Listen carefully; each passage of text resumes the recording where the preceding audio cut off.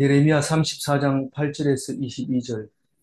시드기야 왕이 예루살렘에 있는 모든 백성과 한 가지로 하나님 앞에서 계약을 맺고 자유를 선포한 후에 여호와께로부터 말씀이 예레미야에게 임하니라. 어, 어제는 이제 네가 이제 에, 느부갓네살에게 죽임을 당하리라, 그렇게 하면서 눈알이 빼게 되고 입으로 말하게 변명할 수 있게 되고 도망가다가 붙들려서 눈알 빠진 상태로 어, 아들 둘은 죽는 얘기는 어제 안 나왔지만 그렇게 죽게 됩니다. 아들 둘은 네가 마지막으로 본 것이 너희 두 아들이다, 그러면서 그 앞에서 죽이고 눈알을 빼서 이집트로 끌고 갑니다. 시드기야를. 그 얘기를 어제 이제 하나님이 시드기야한테 알렸습니다. 그런데 이 이야기는 어, 예루살렘이 포위되어 있는 상태에서 시간이 가면서 예루살렘 사람들이 지금 불안해하고 있는 모습을 그림으로 그리고 있습니다. 지금 우리가 왜 이런 환란을 겪어야 되는가 생각해 보니까 하나님 말씀을 안 들었다는 게 생각이 납니다. 우리 하나님 말씀을 안 들었다는 게 무슨 뜻인가? 율법을 어겼다는 뜻입니다. 율법을 우리가 어긴 게 뭐가 있느냐 쭉 훑어보니까 우리가 지금 고통 속에 살고 있는 것은 힘의 논리로 살고 있는데, 이것은 우리가 남을 힘들게 하니까 우리가 이렇게 된 거 아닌가, 그런 생각을 하게 됩니다. 우리가 어려울 때 이런 생각을 해요. 어렵지 않을 때는 노는 게 바쁘고 또 맛있는 집이 어딘지 그게 찾는 게 급하고 또 누가 얘기하는 거에 대해서 꼬투리 잡는 게 우리 일상생활입니다. 그런데 어려움을 딱 당하게 되면 하나님을 바라보게 되고 하나님이 하신 말씀이 생각나게 되는데, 이, 이 시르기아는 율법이 생각난 거예요. 엄청 감사한 일이죠. 근데 그게 금방 사라져 버립니다. 그 조건이 너무 좋아가지고 그 생각이 사라졌는지 아니면은, 음, 정신을 못 차려서 그냥 잊어버렸는지 모르지만 생각은 잠시 났던 거예요. 생각이 무슨 생각이라고요? 율법을 우리가 어기고 있는데 그 중에 제일 큰 게 여태까지 안식년이 한 번도 없었다. 우리가 살아오면서. 그러니까 안식년이 왜 필요하냐 이러면 고통당하고 있는 사람들에게 휴식을 주기 위해서 그런데, 딴 게 아니라 동족, 히브리인, 유다 종족, 그 동족을 표시하기를 히브리라고 하기도 하고 유다라고도 하고 동족이라고도 하고 이렇게 표현을 하고 있는데, 동족이 동족의 종이 되어 사는 것에 대해서 하나님은 아주 싫어하고 못마땅하게 생각한 거예요. 그래서 꼭 7년이 되면 풀어주라고 그랬어요. 그래서 이 7년은 보통 그 성경에서는 말하고 있지 않습니다만은 출애굽을 모든 것을 기준으로 해서 출애굽 날짜를 기준으로 해서 어, 출애굽 날짜가 기준이라면 뭐예요? 출애굽 날짜는 1월 15일입니다. 1월 15일이 중심이 돼서 앞뒤로 달수를 계산해서 어, 연, 연도를 선포를 합니다. 그런데 다른 안식 토지나 뭐 이런 것들은 그것을 기준으로 하는데, 이 종만큼은 어, 연도수를 잡혀온 연도수를 계산해서 7년을 말하고 있다고 얘기를 해요. 왜 그러냐면 어, 만약에 1년 희년을 달력을 기준으로 한다면 이제 얼마 안 남았는데 종으로 살 사람이 없거든요. 그러니까 아예 에, 그거를 이거는 유대인의 이제 관습이죠. 그래서 들어온 날짜부터 따져서 7년 후에 자유를 선포를 하도록 그렇게 되어져 있습니다. 뭐 이거는 동족을 어떻게 종으로 삼나 이러지만 옛날에 다 우리 형님들이고 뭐 이런 사람들이 다 그냥 머슴으로 가서 살다가 오기도 하고 그렇습니다. 뭐 여러 가지 이유가 있겠지만은 뭐 그런 것이 있지만 지금 또 우리는 사실은 다 머슴이죠. 어떤 회사에 머슴으로 들어가서 종으로 들어가서 일할 만큼 돈을 주는데 악덕 이제 주인은 돈을 일은 많이 시키고 돈을 안 주고 이런 데 있습니다. 이 성경이 그대로 얘기합니다. 그래서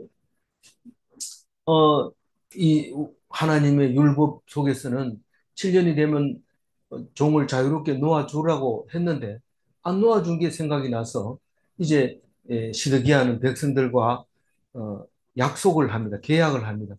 이제부터 백성들에게 같은 동족, 히브리인, 이스라엘 사람 동족은 다 자유롭게 놓아줘라. 그렇게 얘기를 합니다. 근데 이거를 이제 신학자들이 따져보기를 이때 지금 포위가 당해서 굉장히 힘들었을 때 종도 통제가 안 되고 이랬을 때 그 사역을 위해서 어, 그 보초를 서고 공격하는 거를 위해서 어, 그러니까 먹을 것도 안 주고 자유로워 그냥 풀어주는 거예요. 그리고 그걸 지키게 하는 거예요. 그렇게 했다고 그렇게 말하는 사람도 있습니다. 그러나 그것은 이제 역사학적 측면에서 가까이 가서 보는 거고 우리는 지금 말씀을 믿음으로 보는 거기 때문에 사실이 어떠냐를 그 연구하는 사람들이 아니고 하나님이 주신 은혜가 어떤 것인가를 찾는 우리들에게는 그것이 진실이 중요한 것이 진실이 아니라 사실이 중요한 것이 아니라 하나님의 말씀의 의미가 중요한 것이죠. 그래서 계약을 맺고 자유를 선포합니다. 그랬는데 하나님이 예레미야한테 말합니다. 그놈들이 참 착한 일을 한다. 좋은 일을 한다. 그 얘기를 합니다. 구절 읽어볼까요? 그 계약은 사람마다 각기 히브리 남녀 노비를 놓아 자유롭게 하고 그의 동족 유다인을 노로 삼지 못하게 한 것이다. 오늘 얘기는 이 얘기 가지고 전부 끝냅니다. 이 히브리 노비를 왜 종으로 삼지 못하게 했느냐? 이 아브라함이 하나님하고 약속할 때 그렇게 했다는 겁니다. 그 약속이 보통 약속이 아니고 안 지키면 죽여버리는데 그냥 죽이는 게 아니라 뭐 다른 사람 죽는 것처럼 그래 죽이는 게 아니라 반으로 쪼개가지고 너희들이 약속을 어기면 이렇게 된다 하고 반으로 쪼개서 그 밑으로 사람이 지나가게 합니다. 뭐를 반으로 쪼개요? 재물을, 소, 양, 뭐 그런 거를 반으로 쪼개서 그 밑으로 지나가게 하면서 이것을 안 지키면 너가 이렇게 된다. 그리고 그거를 뭐 태우거나 그렇게 하지 않고 그 노출시켜서 새들이 뜯어먹도록 그렇게 만듭니다. 뭐라고요? 약속을 안 지키면 그렇게 하겠다는 거예요. 그렇게 아브라함과 하나님과의 약속을 했는데 언제 그랬을까요? 그게 자식도 없을 때 아직 임신 소식도 없을 때 100세 99세쯤 됐을 때 하나님이 내가 너에게 후손을 하늘의 별과 같이 바다의 모래알 같이 주겠다. 그러니까 아브라함이 깜짝 놀라서 아니 그게 무슨 말입니까? 나는 그 종 하나밖에 다메섹에 있는 종 그 하나밖에 없는데 그 말하는 겁니까? 그게 아니다. 네 몸에서 나야 된다. 그런 얘기를 하고 아브라함은 믿지 못해서 그런 거를 어떻게 믿습니까? 이렇게 얘기하니까 그때 이제 이렇게 하라고 그럽니다. 이 재물을 쪼개가지고 하라고 그럽니다. 그리고 하나님이 그 밑에 연기를 피워서 그 밑으로 지나가는 모습을 보여줍니다. 너도 지나고 나도 지나고 이렇게 된다 하는 것을 보여줍니다. 그리고 거기 앉아서 그, 그 재물이 새들이 와서 쪼아 먹는 거, 짐승을 먹는 걸 못 쪼아 먹게 지켰던 예, 아브라함의 모습이 있습니다. 그러니까 우리가 볼 때는 그래 내 갔다 올게 이러고 그냥 가가지고 안 오는 거 하고 이거 하고는 완전히 다릅니다. 이거 안 지키면 반으로 쪼갭니다. 10절 읽어볼까요? 이 계약에 가담한 고관들과 모든 백성이 각기 노비를 자유롭게 하고 다시는 종을 삼지 말라 함을 듣고 순복하여 놓았죠. 근데 왕이 이제 돌아가면서 왕이 이제 말합니다. 이제 고 노비들을 다 자유롭게 놓아줄 텐데 너희들이 말을 들을 거지? 네, 듣겠습니다. 우리 그렇게 하겠습니다. 그래서 고관들과 백성들은 뭐 아니 이게 여기 10절 얘기를 자세히 읽어보면 그 계약에 가담 안 하는 고관들도 있었다는 거예요. 가담한 고관들과 백성들이 노비를 다 자유롭게 놓아줬어요. 놓아주고 순종했어요. 그랬는데 어떤 일이 있었어요? 11절 읽어보니까. 후에 그들의 뜻이 변하여 자유를 주었던 노비를 끌어다가 복종시켜 다시 노비로 삼았다. 근데 한꺼번에 이렇게 안식년처럼 다 자유로움을 줬는데 나중에 뜻이 왜 변했는지 모릅니다. 형편이 괜찮아졌는지 아니면 마음이 갑자기 바뀌었는지 알 수 없이 노비를 다시 그 성 안에 있으니까요. 지금은 포위돼가 나가지도 못하고 있는 이 상황에서 하는 거니까 어 이제 그 끌어오라고 그래가지고 다시 일을 시키는. 그러니까 말씀에 순종해서 그런 게 아니고 자기들이 소견에 오른 대로 아 이거 율법에 이래 놨으니까 이렇게 하자 그렇게 했는데 아 이건 뭐 의미도 없네 뭐 하나님이 이거 먹나 이러면서 자기가 바로 가져가 버리고 이런 자기 소견에 오른 대로 하는. 하나님의 백성은 자기가 이해가 안 가더라도 하나님이 하라는 말씀을 했으면 그대로 해야 되는 겁니다. 그게 하나님 백성입니다. 내가 볼 때는 그거 해가지고 뭐 하나? 이러는데 우리가 뭐 하기는 뭐 해요? 뭘 하든지 다 갈 때는 그냥 갑니다. 하나님 말씀에 순종했는 것만 남아요. 나머지는 다 맛있는 거 먹으면 또 좋은데 놀러 가면 뭐 하기는 뭐 해요? 아무 할 거 없어요. 기껏해야 사진 찍어가지고 한 장 찍어서 보내는 거 이거 말고는 하는 게 없어요. 근데 그 하나님 말씀 순종한 것은 하나님이 그것을 하나도 기억하지 않고 잊어버리지 않고 기억했다가 상으로 줍니다. 근데 이 사람들은 지금 뭐 하고 있어요? 자기의 소견에 옳은 대로. 그것도 뭐 안식년도 안 됐는데 막 안식년을 하는 것처럼 뭐 잘하는 것처럼 우리가 잘했지 막 이러는데 안 그래요. 이 출애굽 백성들이 너희들이 가나안 땅 들어가라 이래 겁이나 못 들어가요 이러니까 못 들어가 그럼 네 영혼이 40년 뺑뺑이 돌아라 그럼 뺑뺑이 돌잖아요. 그러니까 돌리기 전에 뭐라고 합니까? 아유 잘못했습니다 우리 갈게요 이래. 내가 가지 마라 했는데 또 말을 안 듣습니다. 가라 할 때 안 가고 가지 마라 하면 또 가고 그래서 쫄딱 망해서 그 산 이름을 호르마라고 하잖아요. 쫄딱 망했다 이 호르마. 그 말을 안 들으면 다 망하게 되는 거예요.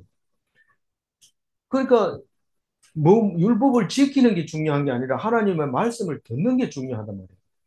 지키는 거는 가라 이랬는데 안 가서 혼내니까 그럼 가야지 있어 이러면서 울면서 갔는데 가지 마라 했을 때 또 갔기 때문에 또 그 사람들은 전멸을 당하게 되는데 말의 귀를 기울여야 될 때 율법의 귀를 기울이고 있어요. 우리는 어떤 일을 합니까? 회사에 가서 일할 때나 집에서 있을 때는 자꾸 남의 눈을 살핍니다. 남이 나를 어떻게 생각할까? 그것만 자꾸 생각합니다. 우리는 학교 1학년 들어가면서부터 몇 등이냐? 유치원에서부터 네가 제일 잘했나? 그걸부터 시작해서 학교에서는 대한민국에 대학 들어갈 사람을 1번부터 끝번까지 쫙 서가지고 번호를 다 매겨놨어요. 그게 몇 등인지 다 나옵니다. 그래야 직성이 풀립니다. 그리고 성적 낮은 사람은 서울대학에는 원서도 못 넣게 하고 받아주지도 않고 그렇게 합니다. 이게 하나님 나라는 이런 거 없어요. 그런 거 없어요. 근데 이 살아가면서도 그렇습니다. 먹는 것도 그렇고 노는 것도 그렇고 전부 남의 눈을 의식해서 사진 찍어서 음, 카톡에 올리고 이러잖아요. 뭐 그건 뭔 뜻이에요? 남의 눈을 위해서 먹는데 아무도 봐줄 사람이 없으니까 찍어 올리는 수밖에 없는 거죠. 그 일생 살면서 남의 눈을 보고 있어요. 근데 하나님은 안 보여요. 남이 안 보면 그 다음에는 뭐 자빠져 자든지 뭐 재미없으면 죄를 짓든지 그렇게밖에 안 합니다. 재미없으면 죄를 지을 수밖에 없어요. 그게 소견대로 옳은 대로 사는 거예요. 그래서 오늘 이거 보면 정함이 없어요. 한번 했다 그러면 그게 잘못됐더라도 하나님이 하라 했구나. 그리고 꾸벅꾸벅 하다 보면 하나님이 하지 말라는 때가 있어요. 잘못됐으면 그냥 놔두지 않습니다. 이제 그만해라 이런 그만하면 되는데 자기 생각에 이거 하면 안 되겠다 싶어도 안 하는 거예요. 그게 정함이 없는 패역한 세대라고 지금 하나님이 야단을 치는데 12절부터 끝에까지 하나님이 이 백성을 야단치는 모습, 징벌하는 모습을 보여주고 있습니다. 12절 읽어봅니다. 그러므로 여호와의 말씀이 여호와께로부터 예레미야에게 임하니라. 이르시되 그 예레미야가 그거를 보면서 하나님께 기도하니까 하나님이 예레미야 보고 그 일이 어떻게 된 건지 네가 가서 얘기해라. 그 얘기를 하고 있습니다. 13절 읽어봅니다. 이스라엘 하나님 여호와께서 이와 같이 말씀하시니라. 내가 너희 선조를 애굽 땅 종의 집에서 인도하여 낼 때에 그들과 언약을 맺으며 이르기를. 여기서는 구체적으로 이제 그 노비에 동족 노비에 대해서 종에 대해서 노예에 대해서 어떻게 해야 된다 하는 계약을 맺은 이야기를 지금 하고 있습니다. 이 출애굽기, 레위기, 민수기에 나오는 어, 안식년에 대해서 말하고 있습니다. 어, 우리는 안식년은 잘 챙깁니다. 선교사로 나갔더라도 7년이 안 됐는데도 안식년이라 하면서 막 들어오기도 하고 또 학교에 근무할 때도 뭐 안식년 뭐 그런 얘기 하면서 교수들도 뭐 한 번씩 쉬고 그럽니다. 근데 그거는 하나님하고 관계없이 자기 생각에 옳은 대로 하는 거예요.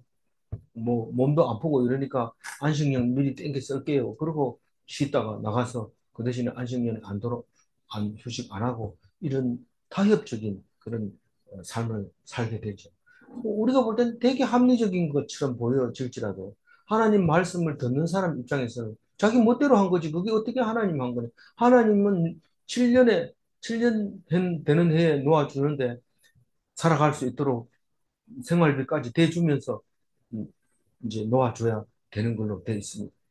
그런데 그 말은 안중에도 없고 남들이 다 7년 만에 쉬니까 내가 어, 만약에 7년이 지났는데도 안 쉬게 하면 막 원망합니다. 내가 지금 안식년 쉬게 됐는데 일하게 생겼습니까? 이러면서 막 대들고 이러는데 그건 다 율법을 이용하는 사람들이죠. 그렇게 하라는 거 아닙니다. 주장해서도 안 되고 막 그걸 조정해서도 안 되고 하나님이 하라는 대로 해야 됩니다. 그건 뭐라고 합니까? 꼭 막힌 사람, 융통성이 없는 사람, 하는 사람이 사회생활 하긴 틀린 사람. 예수 믿는 사람은 사회생활 하기 틀렸어요. 전부 어, 사회 부적응 아들이 예수 믿는 거죠.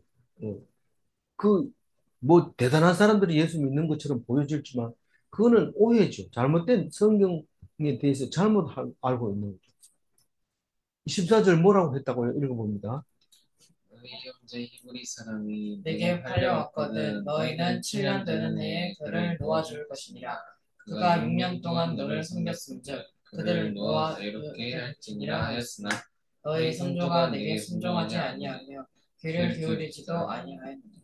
출애굽 40년 동안 이것만 가르쳐서 가나안 땅에 들어갔는데, 가나안 땅 들어가서 농사 지으면서, 그, 음, 안식년을 아예 폐지해버립니다. 한 해 농사 안 지으면 얼마나 많은 힘이 드는데, 그럼 1년에 어떻게 삽니까? 어떻게 사는 것까지 다 적어놨어요. 6년째 되는 해는 두 해의 양식을 저장을 해야 돼요. 그래서 7년째는 그걸 먹고 사는데 배고프죠. 7년째는 뭐 양이 많지 않으니까 조금씩 먹어야 되죠. 그러니까 어쨌거나 그렇게 다 가르쳐 놨어요. 그 만나 먹으면서 다 가르쳐 놨어요. 안식일에 만나 주우러 가면 안 돼요. 만나를 주워가도 욕심내고 왜 안 돼? 안 되기는 뭐 그건 성경에 있는 얘기고 우리 현실은 그게 아니잖아. 이러면서 주우러 가면 갖다 놓으면 썩어버리고 벌레가 생기고 냄새가 나서 못 먹어요. 그릇 다 버려요. 근데 만나 주울 때 토요일 날 2배를 줘가지고 주일 날은 그냥 뭐 합니까? 그냥 앉아 노는 거예요. 마누라하고 그냥 같이 노는 거예요.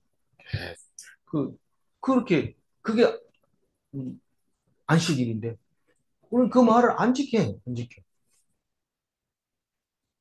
왜 그럴까요? 남들이 보잖아요. 저기 게을러 터져서 일 안 하고 논다 이러는데, 남이 뭐라고 하든지 하나님 바라보면 욕 먹으면 토요일 날 욕 먹죠, 당연히. 일주일 날 욕 먹죠.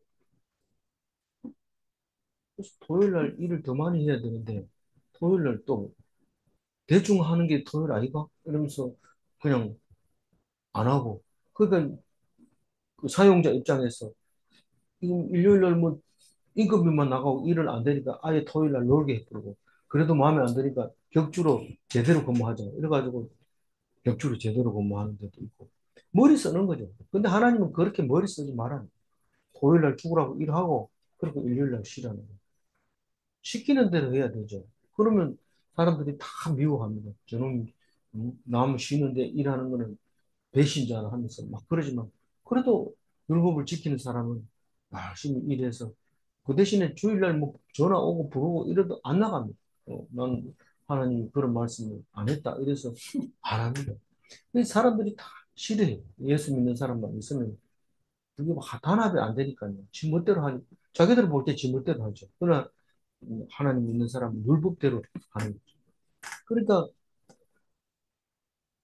그런데 그 중에서 이 히브리 노예, 동족, 이스라엘 사람, 유대인 이 사람들은 이제 이렇게 6년 이상을 일을 시키면 안 됩니다. 또 잘한다고 또 7년도 안 됐는데 6년째 가서 가라 이러면은 토요일 날 일하는 거나 똑같아요. 그 마지막에 열심히 일하고 그리고 챙겨갈 것도 준비해 놨다가 안식년에 챙겨가지고 나가야 그게 자유롭게 되지. 계속 붙들어 놨다 아침에 아침 먹으려고 들었으니까 니 이제 자유이니까 나가 이러면 좀 굶어야 돼. 나가서 그냥 길거리에서 얻어먹어요. 그렇게 하면 안 되고 미리 준비해서 니 이번에 안식년 내년이니까 원래 준비 좀 해서 나가라. 그럼 자기가 나가서 살 준비도 좀 하고 그렇게 놓아줘야 돼. 우리가 말씀을 들으면서 그게 왜 그렇게 하라고 했는지를 생각을 하면서 읽어야 되지. 율법에 어디 그런 게 있냐, 있다 이러면 그것만 지키고 딴 데 쳐다보고 됐지, 그러면 간다 이러면서 그렇게 하면 안 되는 거예요. 그래서 순종했다고 그래요, 안 했다고 그래요. 이 안식년을 여태까지 안 지켰다는 거예요. 근데 15절 읽어봅니다. 그러면 너희는 이제 돌이켜 내 눈 앞에 다른 일을 다른 일을 각기 행하여 이웃에게 각기 자유를 이웃에게 선포하되 내 내 이름으로 일컬음을 이름으로 받는 일컬음을 집에서 내 앞에서 계약을 맺었다. 이 시드기온 뭐 하나님의 집에서 성전에서 한 것도 아니고 또 자기가 그냥 옳다고 생각해서 했는 건데 하나님은 확실하고 분명하게 얘기합니다. 너희가 시드기야와 그 고관들과 백성들에게 말합니다. 너희는 이제 돌이켜. 오늘 이제 율법을 안 지켰구나. 이래서 돌이켰다는 건 회개했다는 거예요. 이제 하나님 편에 서서 하나님 말씀에 귀 기울이는 게 돌이키는 건데 이 사람들이 돌이켰는 게 그렇게 돌이킨 게 아니에요. 그렇게 돌이킨 게 아닌데 하나님은 그렇게 돌이켰다고 얘기해요. 그러면서 내 눈앞에 바른 일, 내 눈앞에 바른 일이 뭡니까? 하나님의 율법을 지키는 게 하나님 앞에 바른 일입니다.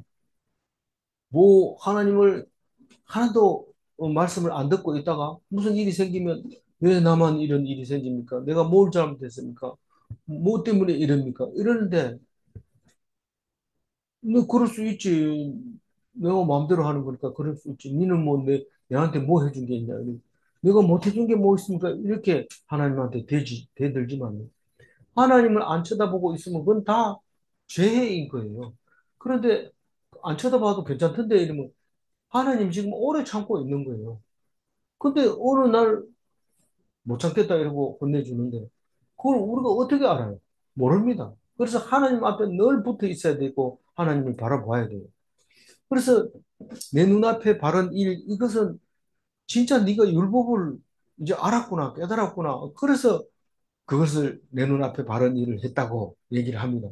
그러면서 각기 이웃에게 자유를 선포하는 그 얘기를 말하는 건데 내 이름을 일컬음을 받는 집, 다시 말해서 야곱의 두 집, 이스라엘과 유다, 그리고 그 하나님의 집 성전에서 내 앞에서 하나님 앞에서 성전에서 계약을 맺었다. 하나님의 이름으로 절대로 종들을 다시 불러오지 않고 어, 자유를 주자. 이렇게 선포를 했는데 그렇게 했다는 얘기가 어디 있어요? 성경에는 안 나오지만 하나님 말씀하는 걸 볼 때 제대로 해서 자유를 줬다는 겁니다. 제대로 계약을 맺었다. 이 계약이 보통 계약이 아니다. 그 얘기를 하려고 그렇게 미리 얘기하는 거죠. 16절을 읽어봅니다. 너희가 돌이켜 내 이름을 더럽히고 각기 너와 그들의 마음대로 자유롭게 하였던 노비를 끌어다가 다시 너희에게 복종시켜 너희의 노비로 삼았도다. 내가 언제 하나님의 이름을 더럽혔습니까? 여호와 이러면 손을 씻고 쓰기도 하고 성경책을 어, 깨끗하게 이렇게 모셔놓고 그런데 내가 언제 하나님의 이름을 더럽혔습니까?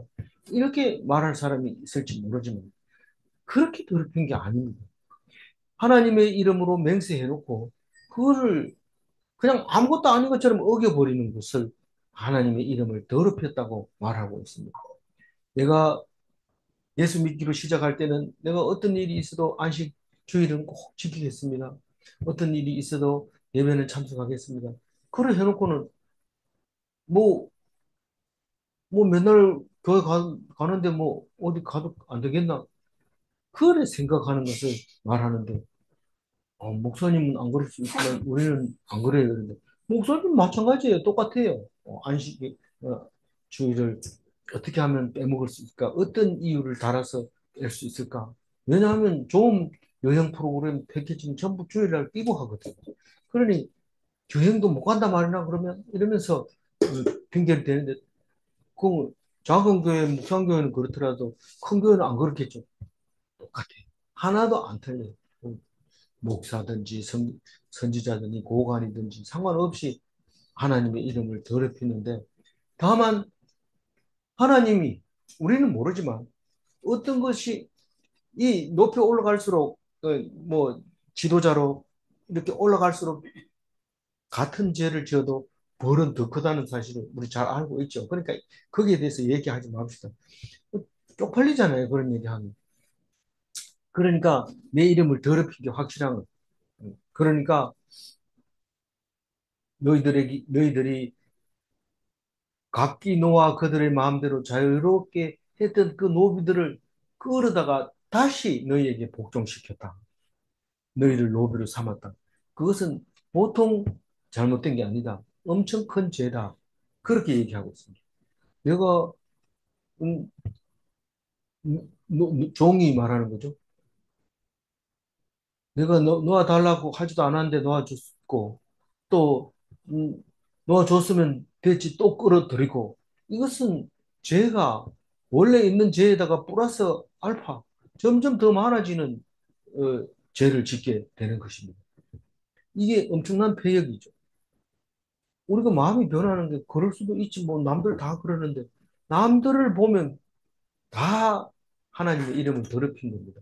근데 하나님을 바라보면 그래 할 수 없어요. 한번 정해놓은 것은 지켜야 됩니다. 17절. 그러므로 여호와께서 이와 같이 말씀하시니라. 너희가 나에게 순종하지 아니하고 각기 형제와 이웃에게 자유를 선포한 것을 실행하지 아니하였은즉 내가 너희를 대적하여 칼과 전염병과 기근에게 자유를 주리라. 여호와의 말씀이니라. 내가 너희를 세계 여러 나라 가운데에 흩어지게 할 것이며. 그러니까 하나님 입장에서 말을 하고 있는 거예요. 너희가 나에게 순종하지 않았다. 순종이 뭔데요? 언제 하나님 말씀에 아니 그 레위기에서 해준 말 그 말을 지금 순종하지 않았다는 겁니다. 앞에서는 했는데 그것을 거역했으니까 이건 더 큰 죄를 지은 거예요. 모르고 앞에 했는 게 그러면 그만큼 했는 만큼 3일 동안 자유를 줬는데 3일만큼 상을 받으면 안 돼요. 그거 오히려 더 큰 벌을 받게 되는 거예요. 마음이 변동을 부렸기 때문에. 안 그러면 한 가지 제목인데 두 가지 제목이 플러스 되는 거죠. 아주 나쁜 죄를 짓게 됐는데 마음이 변하는 거 쉽게 변하지 마세요. 이 죄가 훨씬 크다는 걸 기억하시고요. 그리고 어 하도 하나님 말 안 들으니까 이제는 사람 취급을 안 합니다. 사람은 동물과 다른 이유는 하나님을 섬기는 겁니다. 이 뭐 우리 도구를 사용하는 것도 이 원숭이들이 도구를 사용하는 거 보면 참 희한하죠. 뭐 까마귀 같은 거 머리 얼마나 좋은지 사람보다 훨씬 낫습니다. 그런데 사람은 그래도 까마귀하고 어떻게 원숭이하고 사람을 비교합니까? 기분 나쁩니다. 이러지만 나쁜 거를 따지면 사람이 훨씬 나빠요. 왜 그러냐면 하나님 말씀을 듣는 것 때문에 네가 나를 닮았다. 하나님 닮았다. 이래가지고 하나님 닮은 형상으로 사람을 만들었으면 하나님을 당연히 알아야 되죠. 아버지가 말하는 뜻이 무슨 뜻인지 알아야 되죠. 그게 아들이죠. 근데 아버지의 뜻은 상관없고 어떻든지 핑계를 대려고 하는 거죠. 뭐 이 핑계 저 핑계 다 한 가지 일이 하기 싫으면은 핑계가 100가지가 넘는다 그래요. 뭐 어떤 사람은 60가지라 하는데 60가지는 그래도 세 본 사람 같고 100가지는 그냥 나름대로 생각한 것 같아요. 이, 이 핑계를 대는 게 아니고 복종을 하는 거예요. 순종하는 거예요. 찬송 호산나 이렇게 하니까 호산나 이렇게 하니까 너희들이 호산나 노래 안 시끄럽다고 예수님 보고 호산나 노래하니까 그 바리새인들이 당신 제자들 좀 조용하게 하세요. 시끄러 죽겠어요. 그러니까 사람이 소리치지 않으면 돌이 소리친다고 예수님이 그러니까 오늘 너희들이 내 말을 안 들으니까 칼과 전염병과 기근이 자유를 얻어서 그냥 아무나 가서 푹 찌릅니다. 칼이 지나가다가 누가 죄가 있어서 죽는 게 아니고 지나가다가 불특정 다수에게 그냥 칼을 막 찔러가지고 죽여버려요. 이왜 칼로 이렇게 누르는데 모릅니다 그 사람도. 그 사람도 왜 그러냐면 행설수설합니다. 그 사람이 나보고 욕했어요. 뭐 이랬다가 그냥 남 찔러가지고 뭐 어떻게 피나는지 한번 보려고 그랬어요. 이랬다가 뭐 행설수설하니까 이게 판단하기 곤란합니다. 그래서 정신병원에 집어넣어 버립니다. 감옥에 안 넣고. 이 칼이 자유롭게 돌아다닙니다. 칼이 자유롭게 그냥 뭐 정죄해봐야 아니 죄를 아는 사람한테 가서 찔러야 그게 죄가 되는 줄 알지. 죄도 있든지 없든지 상관없이 막 찔릅니다. 전염병요. 이거 착한 사람한테 안 가고 나쁜 사람한테만 가는 게 전염병이 아닙니다. 그렇게 착하게 살아도 전염병이 걸립니다. 이 기근도 착하다고 해서 배부를 먹고 착하지 않다고 해서 배부른 게 아닙니다. 절대로 아닙니다. 그래서 뭐 거지들이 노래하는 각설이 타령하는 거 들어보면요. 내가 너희들은 못 먹어봤지만 나는 왕의 음식까지 다 먹어봤다 그래요. 왜냐면 거지는 그 왕실 앞에서 있으면 왕이 먹던 음식을 먹을 수 있지만 우리들은 뭐 내가 벌어 내가 먹고 사는 사람은 그런 음식이 있는지조차도 몰라요. 근데 가난한 사람에게는 풍성하게 줍니다. 그래도 가난한 거 싫어요. 어쨌든 하나님은 그렇게 말하고 있어요. 가난한 사람에게 줍니다. 이 가난한 사람이 그렇게 자유를 얻게 돼요. 비건이 아무에게나 그냥 가서 달라붙어가지고 굶게 만듭니다. 좀 말씀을 자세히 읽어보면 깜짝깜짝 놀라고 경기할 정도로 놀라는 말이 들어있어요. 얼마나 사람 취급을 안 하면 칼과 전염병과 기근이 자유를 얻겠습니까? 거기에 꼼짝을 못해요. 하나님 말씀 안 들으니까 성을 포위해 놓으니까 나가면 칼에 죽고 앉으면 벌써 전염병이 걸려가지고 여기 콜록하면 저기도 콜록하고 여기 굶으면 저기도 굶고 이 말씀을 안 듣고 순종 안 하면 전쟁 나면 제일 먼저 슈퍼마켓에 라면이 바닥납니다. 그거 숨겨야 된다. 근데 라면을 아무리 숨겨놔도 혼자 못 먹습니다. 남이 볼까 봐 못 먹고 놔뒀다 썩든지 아니면 꺼내놨다가 다른 사람한테 다 빼앗겨가지고 자기는 조금만 먹든지 그렇지 그게 자기 입으로 다 못 들어갑니다. 절대로 안 그렇습니다. 그래서 절대 하나님 믿는 사람은 무슨 폭동이 나거나 뭐 이러거든 수포에 가가지고 휴지나 뭐 이렇게 라면이나 이런 거 가져오지 말고 그냥 가만히 계시면 하나님이 특별히 은총을 내립니다. 좀 힘듭니다. 힘들기는. 사람들이 먹을 때 못 먹고 이래서 좀 눈물도 나고 그렇지만 그걸 참고 견디면 하나님이 절대로 손해 안 보게 다 갚아주십니다. 믿으시기 바랍니다. 그걸 믿는 겁니다. 어, 하나님이 말씀하십니다.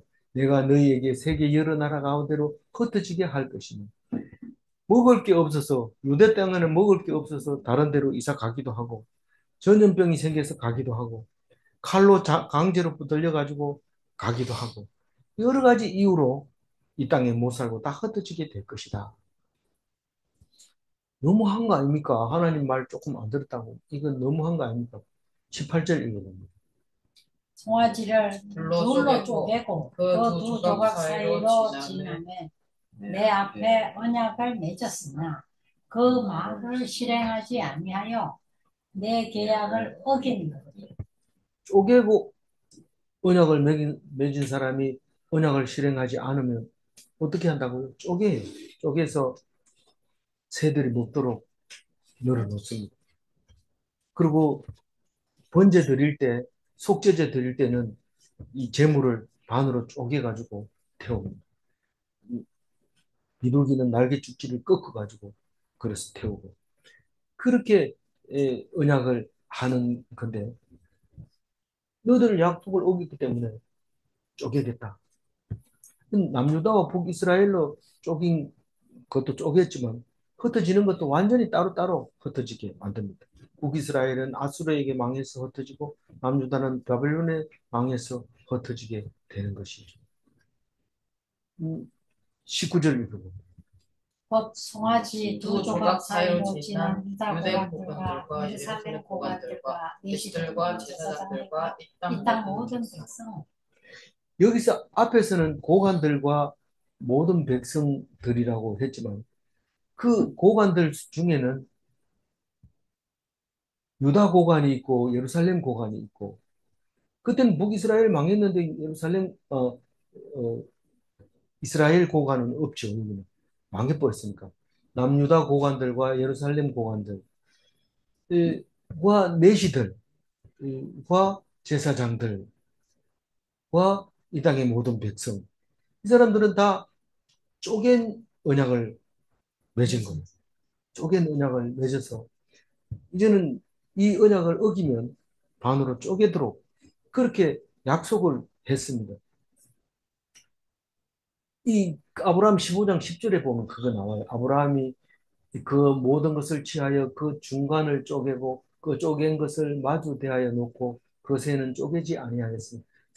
새도 나중에 번제 드릴 때는 다른 것처럼 쪼개지 않고 꺾어가지고 그냥 불에 태웁니다. 어, 그래서 이게 이제 가나안 땅을 약속하면서 준 언약이 이 모습입니다.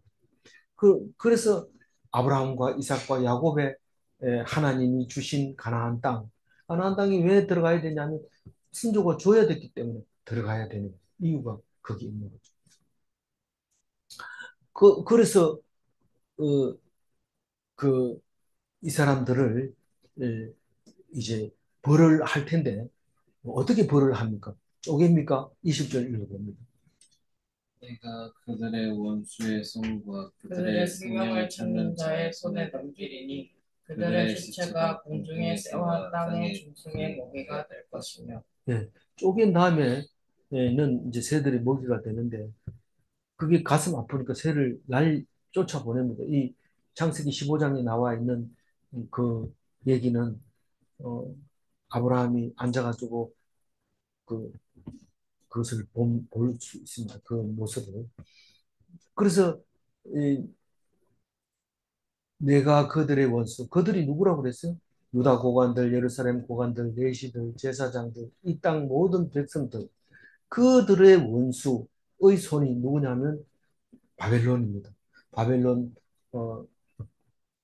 무슨 인? 갈대아인 군대들의 손과 그들의 생명을 찾는 자의 손에 넘기리니 이 유대인들은 다 찾아내라. 그리고 칼을 들고 찾아다니는 그 사람들의 손에 너희들을 맡기겠다. 이 이스라엘 유다 백성들은 무기를 가지지 않습니다.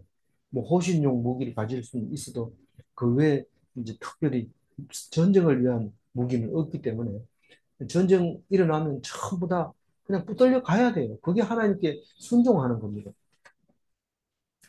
그래서 그들의 시체가 공중의 새와 땅의 짐승이 먹이가 된다. 그러니까 뭐 가치가 없는 거죠. 우리가 사람 하나 죽으면은 얼마나 그 귀하게 여깁니까? 그 가장 큰 일이 사람 죽는 일, 결혼하는 일, 그리고 조금 더 나가서 태어나는 일. 이게 이제 큰 일인데 가장 보통 옛날에 어른들이 큰 일이면 그 사람 죽는 일을 큰 일이라 합니다. 그럼 죽으면은 무슨 제일 먼저 시체를 깨끗하게 하고 새 옷을 입히고 그래서 또 묶어가지고 관속에 넣어서 그렇게 시간이 지나면 땅에다 넣어서 그렇게 흙을 덮어서 완전하게 하고 또 옛날은 3년 동안 무덤 옆에 있다가 그리고 그래도 1년에 한 번씩 제사를 지냈던 거죠. 그게 큰 일인데 이게 공중의 새가 뜯어먹는 시체가 됐다면은 이건 아주 저주를 받아도 확실하게 받은 거예요. 그러니까 너희들이 하나님 약속을 어겼기 때문에 이런 음, 저주를 받게 될 거다. 그렇게 말하고 있습니다. 21절. 또 내가 유다의 시드기야 왕과 그의 고관들을 그의 원수의 손과 그의 생명을 찾는 자의 손과 너희에게서 떠나간 바벨론 왕의 군대의 손에 이거는 자세하게 설명을 한 겁니다. 떠나가게 했다는 게 뭔 뜻이냐면 바벨론이 벌써 1차, 2차 포로를 끌고 갔어요. 끌고 갔으면 그게 떠난 겁니다. 잠시 떠난 거예요. 다른 번역에는 잠시 잠시 물러간 바벨론 왕. 너희들 옆에 있어야 되지만 사실 상황이 그렇지 않습니다. 바벨론에도 사정이 있으니까 빨리 그 왕이 그 궁으로 돌아갑니다. 잠시 물러간 그 군대들이 다시 와서 너희들을 다 빼앗아 가리라. 1차, 2차 포로로 끌려갔을 때 1차 누가 갔어요? 바벨론이 예. 이집트하고 싸움 붙어가지고 이겼어요. 이기고 유다에 와서 그냥 다니엘하고 기술자하고 잔뜩 데리고 가버렸어요. 사실은 그 사람들이 힘을 써서 나라가 점점 부강해지죠. 그리고 이따가 다시 와가지고 이제 이게 시드기야가 배신을 하잖아요. 예를 바벨론을 안 믿고 자꾸 이집트에 가가지고 붙으니까 군대를 보내가지고 그냥 암살해 버립니다. 아무도 모르게 죽여가지고 엘리야kim. 예, 아니 엘리야김을 그렇게 해서 그때 이제 그 아들 엘리야김 아들이 나는 항복할게 이래가지고 석 달 만에 바벨론으로 끌려갑니다. 그게 2차입니다. 그리고 그 저기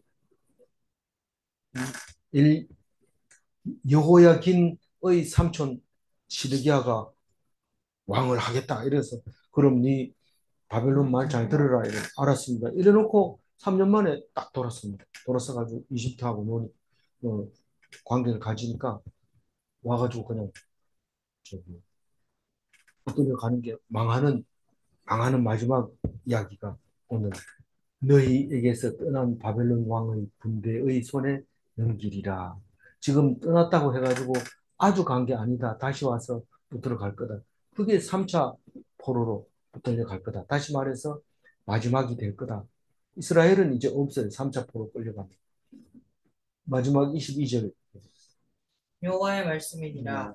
보라, 내가 그들에게 명령하여 이 성읍에 다시 오게 하리니 그들이 이 성을 쳐서 빼앗아 불살을 것이라. 내가 유다의 성읍들을 주민이 없어 처참한 황무지가 되게 하리라. 오늘 말씀을 좀 읽다 보면 너무도 그 짝이 맞는 말씀을 이렇게 합니다. 이 불을 사른다는 것은 이 반으로 쪼개놓고 그 밑에 불을 통과시키는데 하나님이 그걸 통과합니다. 그 쪼갠 사이로 지나갑니다.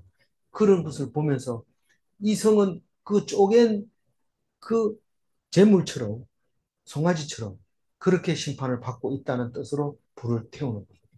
성을 그냥 싹 불에 태워버리고 누가요? 바빌론 군대가 오늘 그렇게 하면 주민들이 없어지고 처참한 항무지가 되고 그렇게 될 것이다. 그런 얘기를 합니다. 17절 색깔 칠해놓은 것만 한번 읽을게요. 칼과 전염병과 기근에게 자유를 주리라. 자유는 우리가 쟁취하는 것처럼 느껴집니다. 모든 사람이 자유를 쟁취했다고 기념비를 세우고 우리가 이겼다, 혁명을 일으켰다 이렇게 얘기하지만 그게 주님이 하는 게 아닙니다. 주님은 영원한 자유를 주지 일시적으로 쟁취하면 딴 사람은 가만히 있습니까? 그 사람 또 쟁취를 합니다. 그래서 자유를 쟁취한 것 같은데 사람은 변덕이 심하도록 만들어져 있습니다. 오늘 말씀처럼 누구나 다 변합니다. 그래서 어, 내가 자유를 쟁취하고 나서 또 남을 압박하게 됩니다. 그럼 또 그게 또 바뀝니다. 그러니까 그런 자유는 하나님이 준 게 아니고 그건 쟁취하는 거라고 생각하고 있는데 잠시뿐이죠. 하나님이 주는 자유만 자유입니다. 하나님이 주시는 자유가 아니면 금방 잃어버리기 때문에 그렇습니다. 질문합니다. 하나님은 사람도 창조하시고 칼도 기근도 전염병도 주관하시는가? 그렇습니다. 우리가 순종 안 하면 순종은 돌보다 못하고 추상적인 이름도 얻지 못한가? 뭐, 이 전염병 이런 거는 병 자체를 볼 수가 없어요.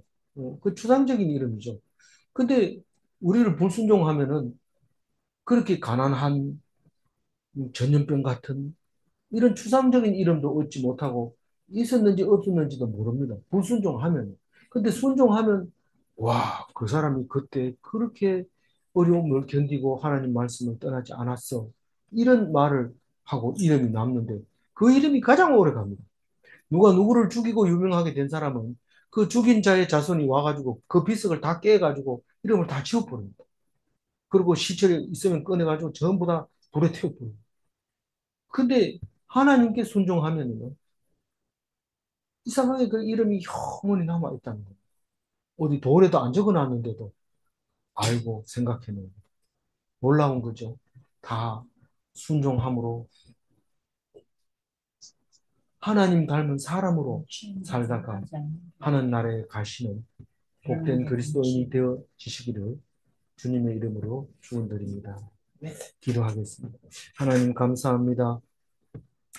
오늘 또 말씀 듣게 해주시고 하나님께서 말씀하시는 그 말씀이 우리 나에게 한 말씀이라는 것을 깨닫게 해주시고 사람 눈치 보지 말고 하나님만 바라보며 그 약속 지켜갈 수 있는 성경이 읽어지는 기도가 되는 그런 그리스도인이 되게 하여 주옵소서.